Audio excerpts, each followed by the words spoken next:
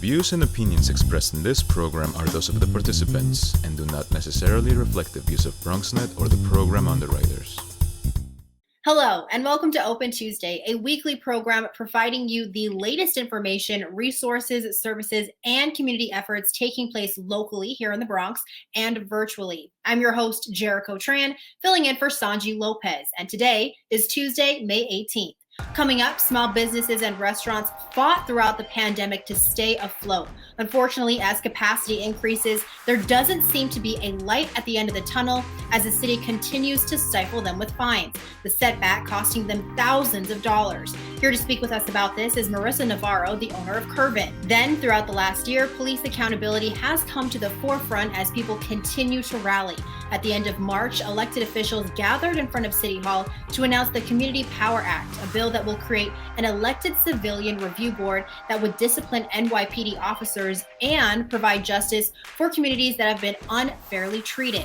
Here to speak with us today is Tejada, a community organizer coordinator from ECRB. After that, we all enjoy celebrating new life when a baby is born. Well, now Montefiore is adding an extra layer of protection to ensure these babies stay safe.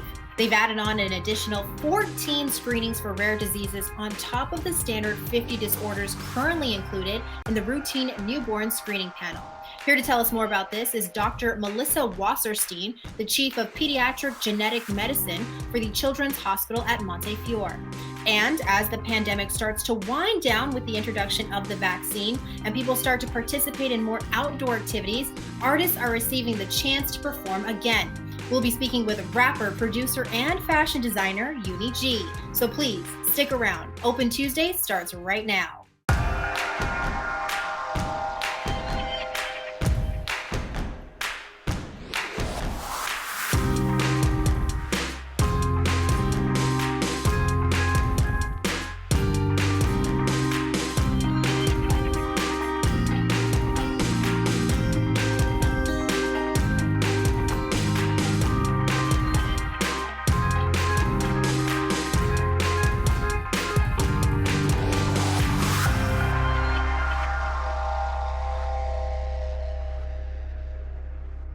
Welcome to Open Tuesday on BronxNet. I'm your host, Jericho Tran, filling in for Sanji Lopez. I'd like to invite you to get social with us at BronxNet TV on Instagram and Twitter, and BronxNet Community Television on Facebook. While small businesses and restaurants fought throughout the pandemic to stay afloat, unfortunately, as capacity increases, there doesn't seem to be a light at the end of the tunnel as the city continues to stifle them with fines, the setback costing them thousands of dollars. Here to speak with us about this is Marisa Navarro, the owner of Kirvens Bar. Marisa, thank you so much for being here with us today. Thank you so much for having me. So it's been a long journey for you. Let's start from the beginning. How is it going? What's happening at Kirvens right now? We're open. We're trying to make up, like everybody else in the city, for the deficit that we accumulated over the last year. Just slowly waiting for the city to open up fully so that we can have the same privileges that a lot of the places on the outskirts of the city had. But it's been a long, hard road. More than half of the restaurants in the city have closed. And they're permanently closed, bars and taverns included. And on top of dealing with COVID, we had to deal with some racially motivated instances, I think, in the community that made it even harder for us. But we are turning the corner and we are on the upswing and hoping for the best as we move forward. And you mentioned racially motivated incidents. Can you elaborate a little bit more on that? Sure. I had an officer who acted independently of the station. I have a great rapport with the 49th Precinct, and I always did with this command in the past. I had a gentleman that before the COVID and the riots and whatnot, in the end of, I think it was December of 2019, or pardon me, January of 2020, decided to go to the community board and lie on me and just make up stories, say we had brawls in the bar. He profiled me. He was only in the station a couple of months. He had come from Astoria. He's someone with a very checkered past, documented at that. And, he came in, took one look at me and just thought I was going to bring in, I guess, everybody off the street. and went to the community board and said that I was not only not an ally, but that we were a troubled spot.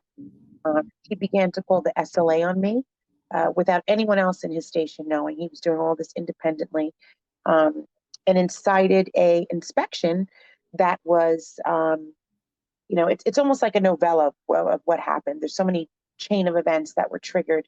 And unfortunately, he incited an inspection, which is what we have seen on different news broadcastings in the past, where I have SLA inspectors coming in with no mask, lying, saying that we have no mask on, and they're the ones that are unmasked, putting us at risk. I have everything from, the most petty, ridiculous fines during COVID for things like a cracked light socket, an unmounted fire extinguisher, use of an extension cord. Every dormant little way to find a fine and make money for the city. And again, it was triggered by this one officer. All of these events and, selling my name at the community board and blocking me from having an extension, all of these things costed me a lot of money. So unfortunately, the actions of this gentleman, who is now, disgraced, he has been removed from the station and transferred out. But I am the one who's left with the damages, and we have to find a way to not only get our reputation back, but also to give people the impression that we are, a good bar, a decent bar, and a place that you can come and enjoy yourself and relax and have something nice to eat and drink and be in your neighborhood and be in the Bronx.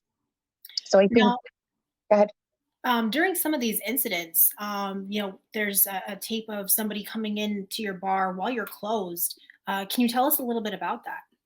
Yeah, that's the same SLA inspection that was incited by that officer.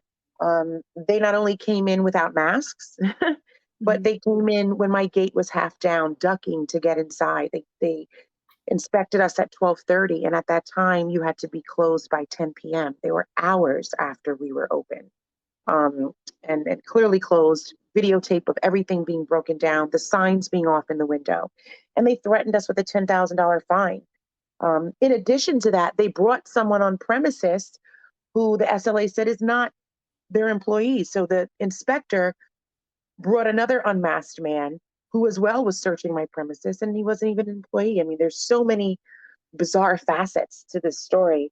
And again, I'm the one who has to pay a lawyer to fight this. I'm the one who has to pay a lawyer to sue them in the end, and to find a way to recoup my money and my damages and my losses. And these are things that I am not, anything special. I am one of thousands of people who are going through this. The city has a lot of blurred lines between the different agencies that are inspecting us, the types of penalties that we're given. All of these things play a huge part in how you can survive and if you will survive, in addition to being shut down for months with COVID. So there's so many other additional obstacles that have been put in our place. Now, I want to go back to that video really quick, if we can take a look at it. The gentleman without the mask, you guys are clearly closed. What was your response when they walked in? Well, they said that, we had done a news segment. I'm sure that you probably have heard Bronx News Channel 12. They do a "We're Open" segment. And so there's a sticker that said Bronx News Channel 12, "We're Open." So they use that as reason to say that we're open, even though every ordinary logical thing like the door, the sign, the time of night, the gate being down, were all things that showed we're closed. But they said since we had this small 1-inch decal on the far left side of the window, that meant that we were open. They use things that are not only not logical, but they aren't even visible to the average person who would be walking by or walking into our establishment. So it was clearly a deliberate attempt. It was a planned attempt. It was something, again, incited by this officer who called. And the SLA had no problem in saying that every tip that they got originated from this officer at the precinct. So it was clear that he weaponized his position and he was retaliatory, because after he had lied on me at the board, I had gone to the police captain and said, "This is, horrible. How could this happen? This man lied on me." After he was reprimanded, he decided to go on a retaliatory spree, and that's when he started to call the SLA. And this is typical. This is how a lot of officers conduct themselves. This is how they weaponize their positions, and but they get back at people, quote unquote, that don't agree with them or allow them to do whatever they do, and be above reproach. They're not used to being spoken to. They're not used to having consequences for their behavior. And when you conduct yourself in that way and you act that way, you find it almost unbearable when someone does say something to you. And that's why he acted out this way. And again, it's bad enough dealing with a global pandemic, but to have someone literally drilling holes in a boat and you're rowing is really difficult, especially when they are here for the community. Just to kind of give you another example, in this list of ridiculous things like cracked light sockets, use of an extension cord, an unmounted fire extinguisher, an out-of-date fire extinguisher. I mean, we were closed for months in COVID, so you have to kind of give us a little bit of leeway with something that was, 30 days out of date. They also said that we had dispensed liquor to an underage person. I mean, this was not only untrue, but the execution that they used to let us know was untrue. I received my list of fines and this SLA inspection in November. But they alleged in this inspection that back in March of the same year, which was basically 10 months prior, that I had sold liquor to one of their undercovers. If you're a police officer and you're here for the community and you're doing community, quote unquote, policing, and there's an establishment in your community that's selling liquor to someone underage, you would never wait 10 months to tell that business owner. You would never wait 10 months and put every minor in this community at risk. You would tell them immediately, you would ticket them immediately, like every other officer in Warr does, and you would educate that owner immediately that they had done something wrong. You wouldn't wait 10 months. The only reason you're waiting 10 months is because you're looking to compile data and you're looking for a reason to shut them down. You're not looking to educate. You're not looking to protect these children in the community. You're looking to shut them down, or in this case, fabricate something and make up a date that's so far back, I can't get any video footage because it's 10 months ago. So I feel that, the execution in and of itself shows that these people were not only fabricating, but they're really looking to close me down. They're not looking for community policing. I mean, if a place is dispensing liquor to children underage, you're going to make sure that these people are shut down and that they're known. You're not going to keep that information. So what are you looking at right now as far as fines? Because it sounds like they've definitely dug up like a lot of stuff, and I know you've sounds like you've been communicating with them. What are you looking at right now? About 60,000. Wow. About 60,000. We're hoping to get a negotiation down to about 20, but it's significant. It's significant, and this is what happens when you want to put up a fight, when you don't want to go down. With just whatever people feed you, and you want to go out with a fight. These are the things that you have to be prepared to not only pay for, but explain. Sometimes to take a plea, for lack of a better response, and then fight it in the end, and then sue the agency, for breach of power. But these are serious things that happen to a lot of people in the city. If you're lucky enough to make it through COVID, you make it, and then this is the type of thing that you have to deal with. And for, people that are watching this that do want to come to Kirvens, where can they find you? We are at 736 Lydig Avenue in the Bronx. We are in the Pelham Parkway section. We are one block off of White Plains Road and on the border of the Morris Park, Pelham Parkway section. We're the last stop before City Island. And I have to ask, because it's what makes you, what is the defining trait about Kirvens that just makes people want to come back? I think it's twofold. We do really good artisanal cocktails. We don't use anything from concentrate. We fresh hand squeeze our lime juice every day. And of course, we never have bodega beer. All our beer is craft beer. We only serve the best. So bringing that downtown vibe and that quality to the Bronx is something that we felt our underserved community really needed. So that's what keeps us apart. Marisa, thank you so much. We will be right back. We did reach out to the SLA as well as the city, and we'll let you know when we hear back. When taking public transportation, don't touch your phone. Carry hand sanitizer and use it immediately upon leaving the bus or train. Avoid touching your face. If someone is coughing or sneezing, move away. Wash your hands with soap and water as soon as possible. Limit contact with poles. If possible, avoid rush hour. Don't eat or drink on public transportation. Keep your bag off the floor or other surfaces. Avoid directly touching turnstiles. Stay up to date with the latest from your local health department and CDC.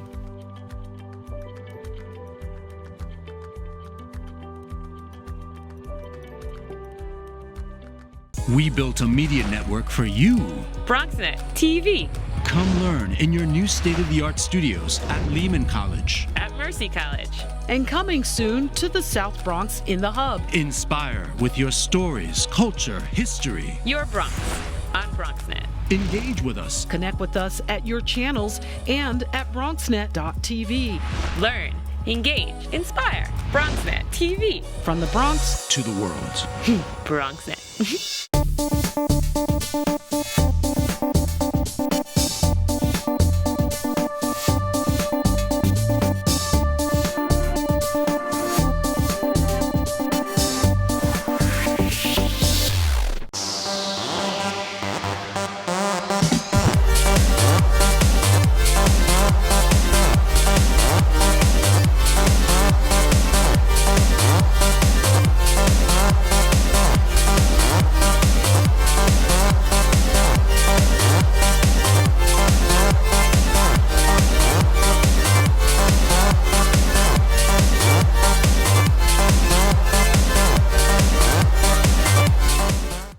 Welcome back. Throughout the last year, people around the country have continuously rallied for police accountability. At the end of March, elected officials gathered in front of City Hall to announce the Community Power Act, a bill that will create an elected civilian review board that would discipline NYPD officers and provide justice for communities that have been unfairly treated. Here to speak with us today is Luis Tejada, a community organizer coordinator from the Elected Civilian Review Board, known throughout the community as ECRB. Luis, thank you so much for being here with us today. Yes, thank you so much for inviting me. Awesome. So just to start off, can you explain the Community Power Act bill, please? Yeah, so essentially, the ECRB campaign now has pretty much our legislation is now an act, right, in City Council, New York City Council, which is called the Community Power Act, which is primary sponsors are Council Member Woman Inez Barron and Alika Ampry-Samuels from Brooklyn, New York. And while the bill was introduced, we received new co-sponsors like James G. Van Bramer, Farah and Lewis, Carlos Menchaca, and Kevin C. Riley. So, right, this bill is calling for an elected civilian review board and is also calling for an elected independent prosecutor. And how did this bill come about? How did you guys decide that this is something that you wanted to start?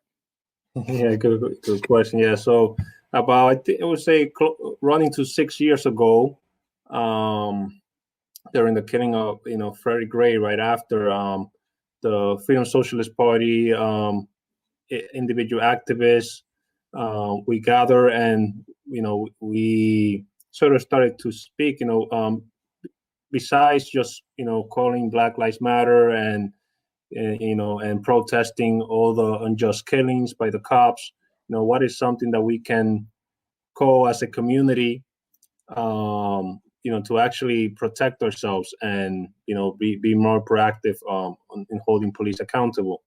So we gather and we sort of review the charter, the current charter, right, the Constitution of New York City. And we know, right, that the Civilian Complaint Review Board, which is the existing, government agency that reviews police misconduct, it's really weak. Their complaints, right, have been dwindling down, not because, right, the police is not out there harassing people or killing them, but really because that agency is powerless and very ineffective. is completely appointed by, the police commissioner and the mayor, and few members are appointed by the city council. Right, that board, the CCRB, also has no binding power. They only give recommendations.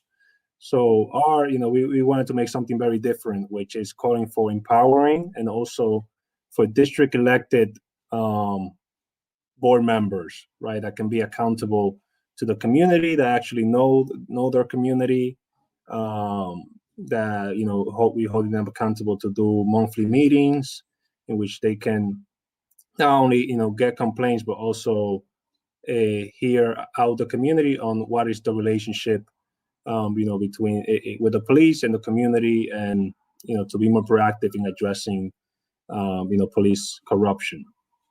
And so you mentioned there are two different boards. There's the Civilian Complaint Review Board, and then there's the Elected Civilian Review Board that is brought up through the Community Power Act. And you kind of went into it, but can you explain some of those main differences and how civilians can participate in either of those and how they work together? Yeah, so the ECRB is not yet an existing body. It's like an aspiration, actually like, a political call, right, reform. So we want to get rid of the CCRB and replace it, right, with the ECRB, with all the main points that it's in our legislation, which, right, is also, we want also undocumented people that have ID, NYC ID to be part of the board, right? So that's just an example of like our demands.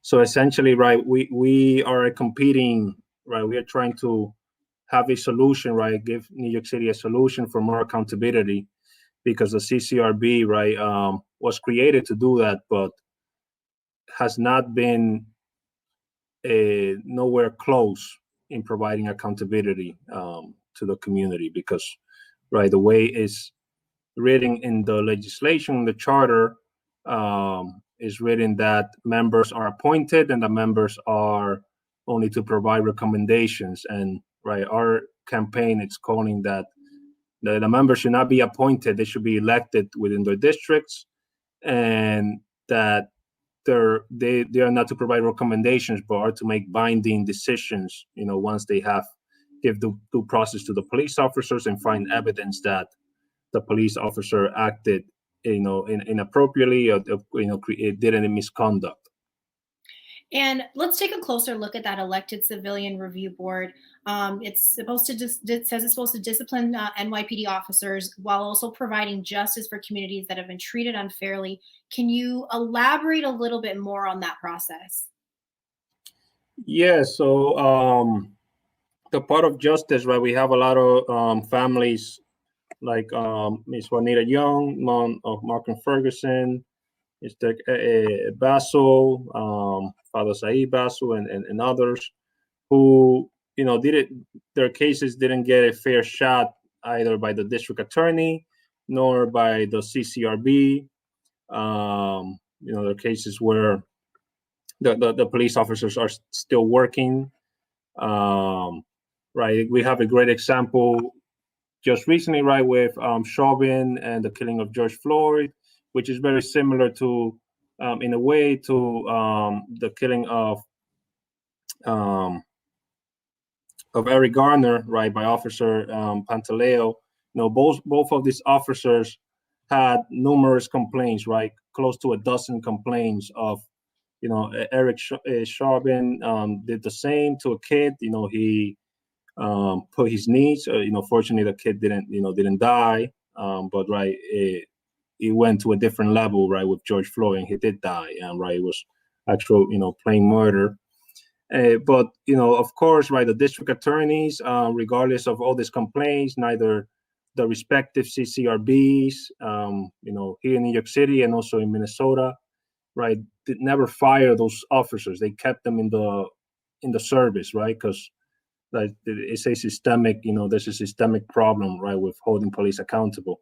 The police always get the pass, and, right, the community lose their family, they, lose their dignity, and, are constantly harassed and have no actual agency that goes as far as what we're calling. So, that we believe, if members have the opportunity to elect members within the districts, they will demand more, because there will be a direct relationship with the people who they're electing, and also giving the board actual, authority, legal authority, once they have find evidence that their authority are final, right? The ECRB many times do give good recommendations, like as to fire, right? Sometimes, but they don't actually happen, right? Those things get lower down to vacation days and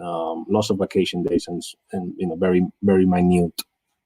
And I can only imagine that there are people who probably don't support the Community Power Act. Would you be able to tell us why someone might oppose this? Yeah, right. We have people from all sides, right? Also, progressive Democrats who don't support it because they feel that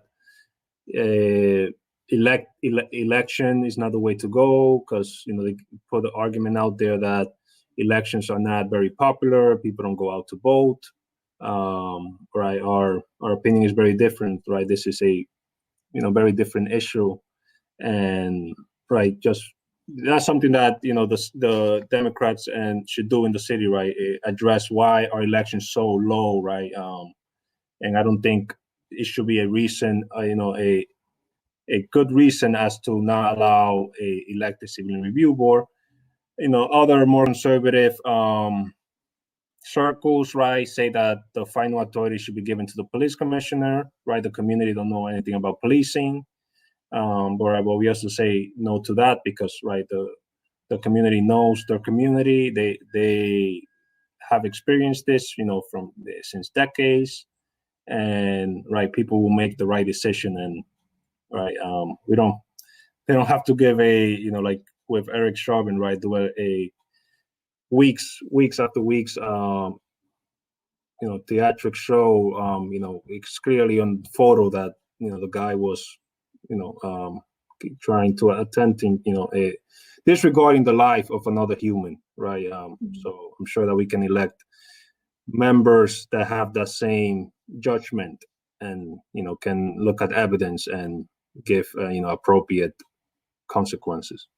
And has that Community Power Act, has it been passed yet? And when, if not, when do you think we would see that being passed?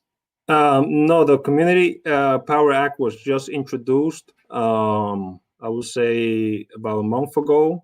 Well, in March 25th, and it's bill number 2245. So essentially, what needs to happen is that, since this is a public safety issue, right, it needs to be discussed and debated within the Public Safety Committee. And after that, it will go to the main floor, right, of the council, city council, and we will need 34, people in support, 34 council members in support of this bill, in order, right, to veto the potential, mayor's rejection. And then after that, right, then it will go out to, since it's a charter amendment, it will go out as a referendum to all New Yorkers, and right, New Yorkers will have the final say whether we want this or not, right? Well, Louis, thank you so much for your time. We really appreciate it. We are taking a quick break, but we will be right back. We know that people are dealing with the health crisis, but there's also a lot of food insecurity. We're giving out healthy food options, and that's what's key here. If you're a senior, you have a disability, they'll actually deliver meals to you. The residents are anxious, they're worried, they're scared, they want to be tested. When things were happening in our community, and we couldn't get the help. There's almost a presumption of criminality that attaches to your skin color. The site will prioritize those who are at highest risk in the population. If you feel symptoms and you'd like to visit one of these COVID-19 testing sites here in the Bronx, you may call the State Health Department's hotline. Important to note about this site is no reservations are needed. This is a walk-in clinic. A lot of us are out of work and looking for something to do. We have the machinery and the skills to make large scales of these masks and gowns. Take care of your people. It's going to go way further than we actually can understand. understand. Right now, employees like myself are just adjusting to the new reality. Reporting from BronxNet, this is Tran.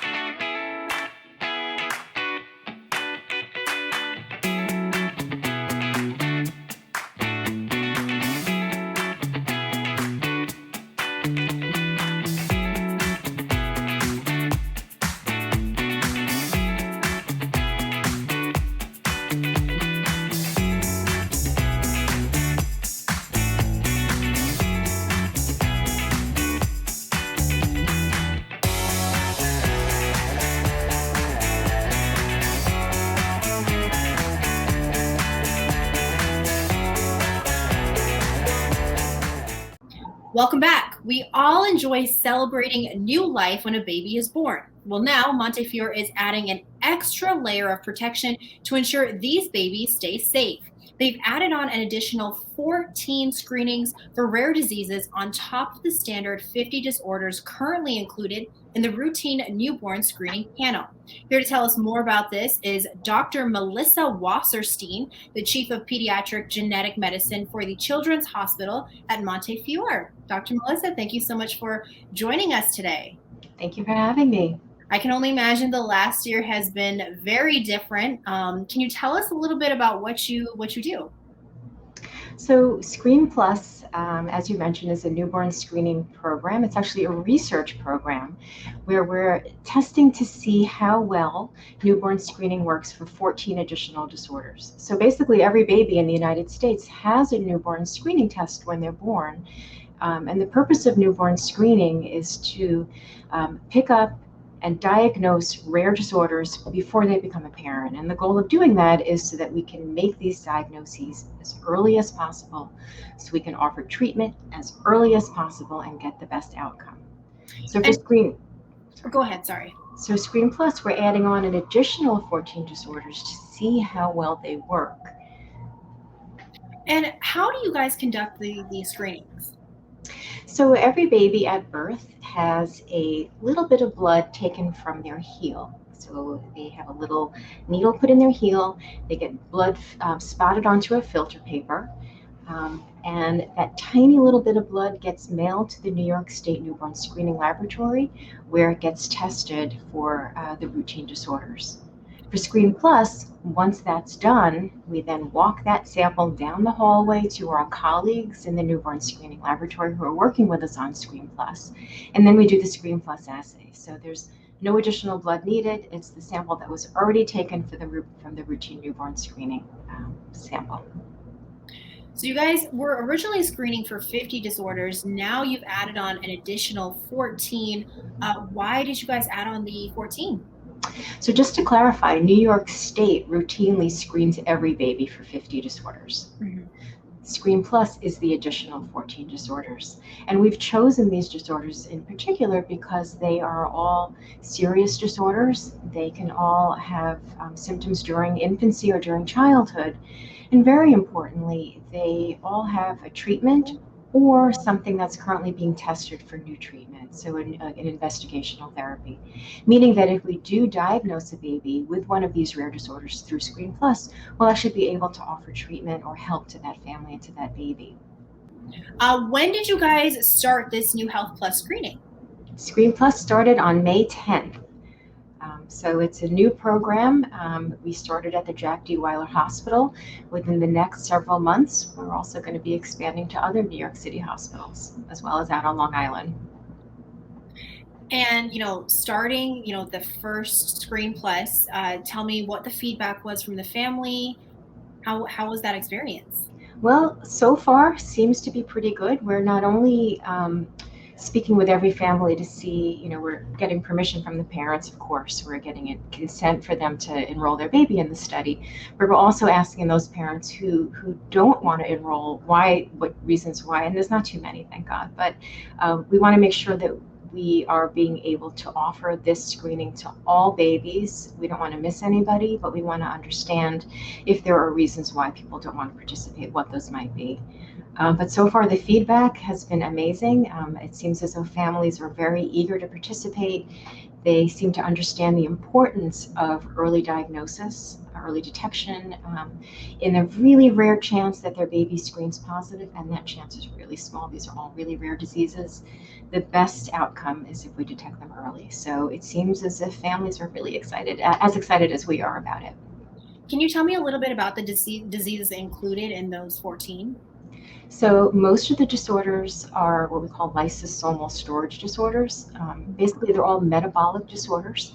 They can affect many different parts of the body, depending on which disease it is. So they can affect the liver and the spleen and the lungs and the brain, even the bones for some disorders.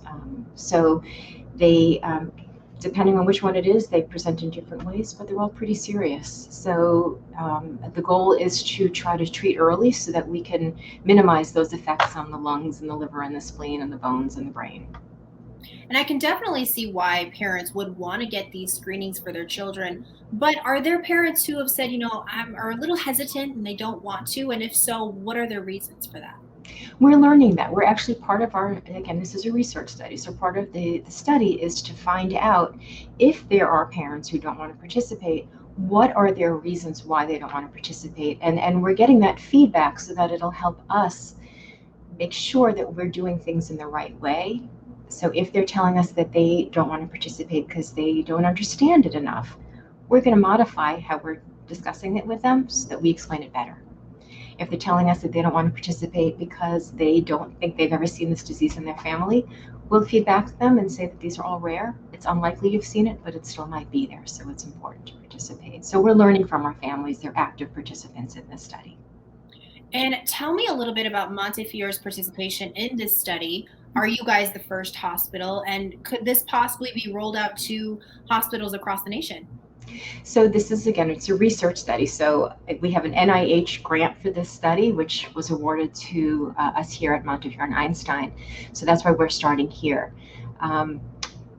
The goal is to roll it out right now in other hospitals in New York. Ideally, we would love to be able to do it nationwide, but we're collaborating with the New York State Newborn Screening Program, which is why we're in New York State right now. If we did have enough funding and we did have enough support, then yeah, I think it would be ideal to roll it out to other states.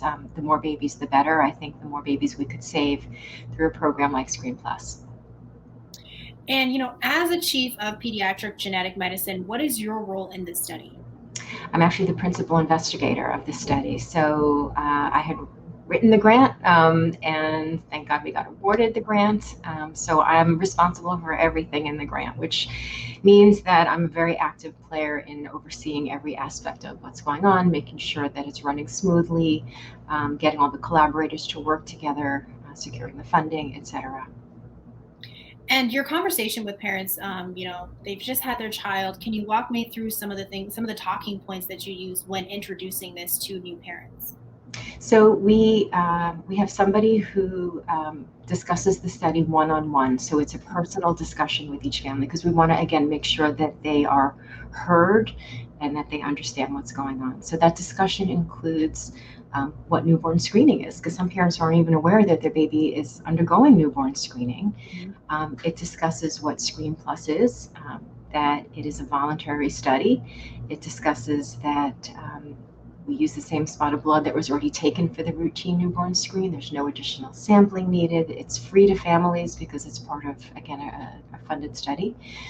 We discuss the disorders that are part of Screen Plus.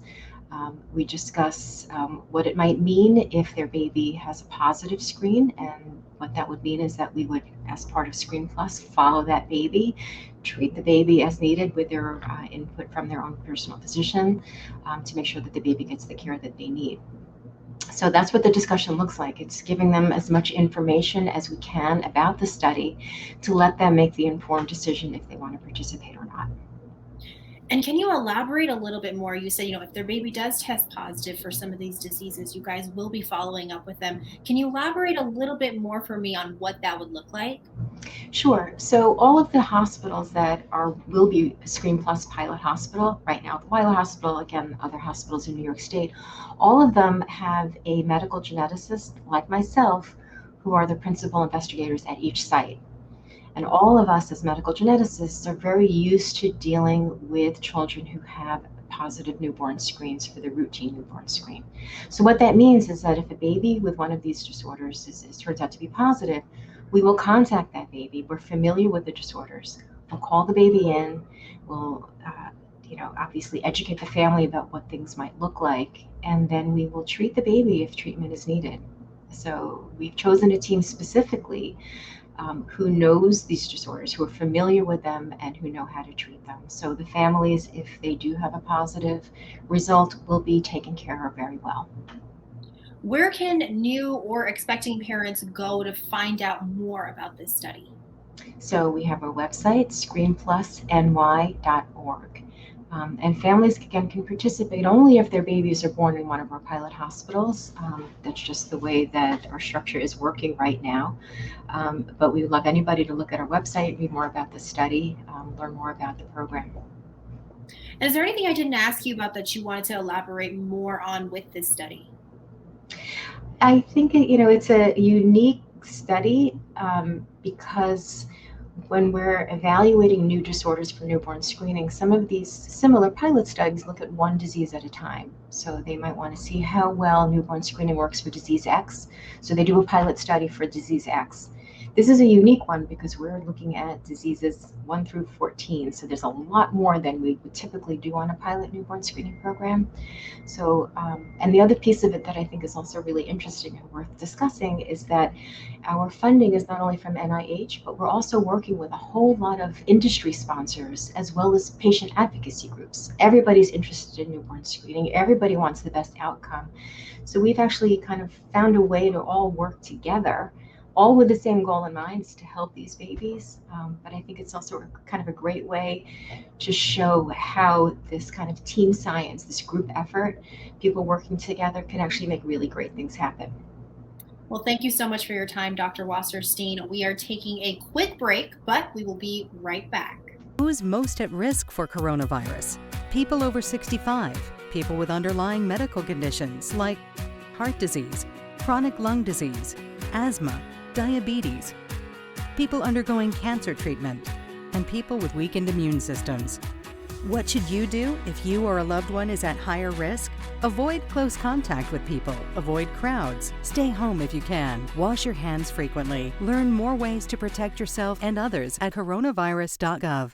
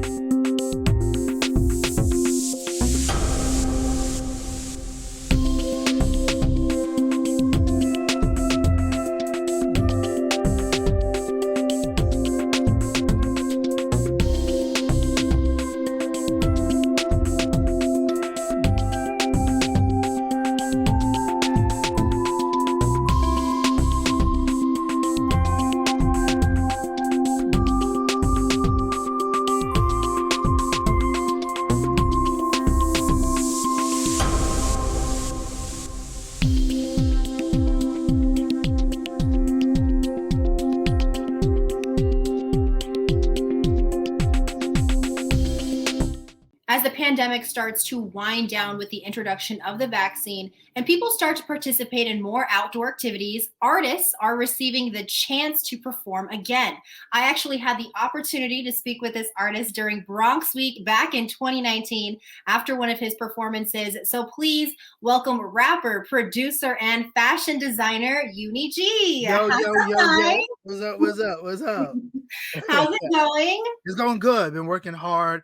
This pandemic has been crazy. You know, it took a lot away, but we're back to, we're trying to go back in action. So I'm happy. Well, thank you so much for coming on. Really appreciate it. Thank you. To start off, introduce yourself. Tell us a little bit about who Uni-G is. Okay, so I'm a rapper born and raised from the Bronx. I've been rapping since I was 10 years old. Been producing since I was like 17. I'm also a fashion designer, as you can see, the little sweatshop in the back. So I've been doing this rap thing for a long time, just trying to change people's lives with God's words. And, I hope to do that, continue to do that. You know what I mean? And tell us a little bit about your work pre-pandemic. Oh man, I was on tour. We met at the Fat Joe concert. That was lit. After that, I went on tour with Lupe Fiasco. I went on tour with Tyga, A Boogie, ASAP Rocky. So I was all over. I went to Ghana. I performed out in Ghana for Afrochella. I was all over the place. I was in the studio. Everything was beautiful. It was dope. You know what I mean? So you went on a lot of tours. You have to tell me what was probably one of like your best moments on tour. Oh man, that's hard. That's so hard. I wouldn't say Lupe, because Lupe Fiasco was my favorite rapper. He's been my favorite rapper since I was in high school. And the first time I met him, I'm like, oh my God, Jesus, what do I say? What do I do? You know what I mean? So I was like, I didn't know if I was gonna have a chance to talk to him after the show. So then I went and I was talking to somebody, and I'm like, hey, so Lupe, my favorite rapper. She's like, I'm actually his manager. You want to meet him? I'm like, Jesus, stop, Jesus. So she's like, yeah, let's go do it. And we linked up, and it was beautiful. And since then, he kept me on tour. He was like, look, we're gonna do Africa together. We're gonna do all these different places. I'm like, we're gonna go to Zimbabwe, like, you know what I'm saying, all these other places. It was dope. Performing with Lupe. We came to New York. It was just beautiful. It was beautiful. You know what I mean? And I met you at the Fat Joe concert for Bronx Week. Yes. Tell me a little about that. That was, I think, like the last time we saw each other in person. Right. Oh my God, that was dope too. I forgot who even plugged me in with that concert. They hit me up like, hey, we know you're doing your thing in the Bronx. We want you to come out, perform for Fat Joe. I said, Fat Joe or like Joe, like, you know what I mean? Fat Joe? Right, Joe. So that was really dope. I mean, the crowd was electric. I forgot how many people was there. It was so many people going down that street, and it was just such a dope experience because it happened on Marshalloo, and I was born and raised on Marshalloo and never performed here. I always go out. I go to Canada, all these different places. So to be right there across the street from my house was really, really dope. I can only imagine that was probably a really surreal experience for you. How did that feel? you're performing in the place that you grew up in. You're seeing the people that you grew up with. They're seeing Uni-G. Like, how does that feel? You know, that's actually such a great question because, you know, it's always the places where you're from that they show the less support, unfortunately. And they always say you got to go out, come back, and so forth and so on. So I think with people from my own neighborhood seeing me on stage, like, doesn't he live right on the 20th floor, you know? And they were like, wow, like he can really, you know, rap and hold a crowd, so forth and so on. So it was really deep for me to be able to show them, like, look, you know, I earned, you know, their support. And instead of forcing it, like, hey, support me, check me out. It was like, you know, it was a natural, gradual thing. And, you know, that was beautiful. And also it kind of juxtaposes to me performing in Ghana because I'm Ghanaian, you know, my parents are straight from Ghana. And it was like the same thing. It was like, wow, like I'm back where I'm from, you know what I'm saying? So it was really dope. So you had the groove going, and then bang, the pandemic hit. Tell me about how you felt with that. Bang Theory. At first, you know, I'm like everyone. I was scared. I'm like, all right, what is this? What's going on? You know, and as time went on, I'm like, you know what? Maybe it will subside. Maybe it's just something small. But as the school started to shut down and stores, I'm like, wait a minute, this might be serious. So for a while I just sat back and I'm like, you know, just kind of observed with my eyes, and I did Zoom performances, stuff like, which was very, very weird for me. I'm like in my living room, just, you know, hey, you know, I'm like, which I do in regular anyway, but it was weird. But being that a lot of people weren't outside, I took advantage and started shooting a whole bunch of videos. So every week I started this new series called New Music Mondays, where every week I dropped a new song and new video. Then COVID kind of hit bad. My dad passed during COVID, but I was still able to, you know, bring the music out and still, you know, use his name and give me, you know, encouragement, because I believe that when people pass, they don't die. You know, we'll see them again. So it was a celebration of his life. But in all, I still took advantage of the time by shooting a new video every week, and it was dope. Mm-hmm. And you know, definitely, I didn't realize that you lost your father. I'm so sorry about that. A lot of loss there. And, you know, just dealing with the pandemic and also being an artist, you know, how did you get your inspiration for, you know, just being creative? Right. Honestly, God gives me my inspiration, then God to him, because I don't be writing. He just gives me some bars and it just goes on paper. But, you know, just everyday life and the things you go through, your testimony, so forth and so on, it just, you know, allows me to take everything I've been through, good and bad, and piece it on the paper and allow it to translate to where other people can relate as well. You know, I'm like, you know, if you can understand what I'm going through, then I feel like you'll like the music more. And I feel like a lot of people can relate to my message because I speak more so about truth opposed to like the gimmicky. I have fun music, but I like to, you know, focus on truth and real life. And I feel like real life never gets played out. So my inspiration comes from real life, you know. And let's look into that. So you like to, you know, you get your inspiration from real life. Right. Tell me a little bit about your work that really delves into that. Yeah. So, for instance, I have a song called "Don't Cry," which pretty much speaks about a friend who was abused by her father, and I felt like, you know, that message happens to so many people. I know a bunch of people who's, you know, been abused in different, you know, different ways, and I'm like, you know, maybe if I can write a song about it in a way where it starts off as me glorifying the father, like, you know, a lot of people's like, oh, this is so dope, and then it ends with, you know, you finding out she was abused, you know, kind of be creative. You know, I feel like so many women and men, you know, go through that. And I'm like, if I can shed light to let them know that they're not alone, that somebody's there for them. And, you know, there's a hotline you can call, so forth and so on. A lot of people can, you know, relate and feel saved in a sense, you know that they can come to someone. So with that being said, I like to put that out there so other people can feel, you know, like they're not alone. Mm-hmm. And speaking of people feeling, you know, that there's somebody there for them, you actually, as an artist, you did a lot of work throughout the community during the pandemic. Yeah. You know, walk me through that. What'd you do? So, you know, I did the toy drive. I did the toy drive for the kids. I did 2 toy drives.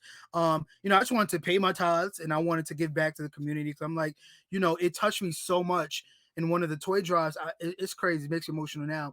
I can't even look at the camera. You know, I gotta stay G. I gotta stay OG. So, one of the kids, I bought a Mr. Potato Head, and he was like, "Can I have it?" I'm like, "Yeah, you know, any toy you want." And he started crying, and he's like, "Mom, this is all I wanted." That toy was $5. You know, so in my mind, I know it may sound crazy, but I had no idea the difference I was making. To me, I'm like, I'm just giving toys out. These are just toys.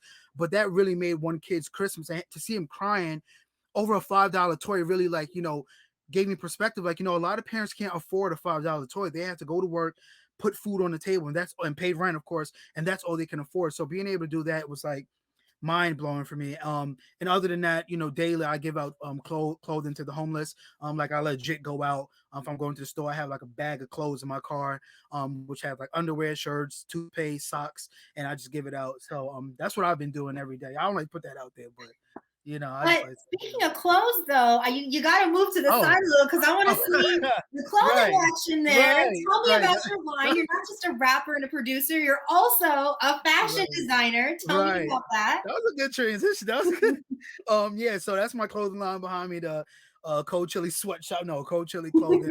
I started Cold Chili clothing back in 2012, and it's really taken off since then.